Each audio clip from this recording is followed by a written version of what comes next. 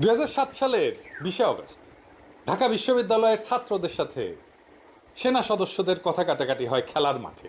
এর ফলশ্রুতিতে একজন ছাত্রকে সেনা সদস্যরা মারধর করে। এই ঘটনা দ্রুত ক্যাম্পাসে ছড়ায় পড়ে। ছাত্ররা বিক্ষোভে ফাইটা পড়ে। তারা দায়ী সেনা সদস্যের ক্ষমা চাওয়ার দাবি জানান, কিন্তু তাদের দাবি সুরাহা না হয়, কর্তৃপক্ষ যথাযথ পদক্ষেপ না নেওয়ায় পরিস্থিতি জটিল আকার ধারণ করে। ছাত্রদের এই স্বতঃস্ফূর্ত আন্দোলন ক্রমেই বেগবান হতে থাকে এবং শিক্ষকেরাও তাদের সাথে একাত্মতা প্রকাশ করে। দাবানলের মতো সারা বাংলাদেশের শিক্ষা প্রতিষ্ঠানগুলোতে ছড়ায় যায় এই আন্দোলন এবং তার সাথে সাথে জনতারাও যুক্ত হয়, ঠিক একইভাবে 2024-এর জুলাই আগস্ট বিপ্লবের মতো।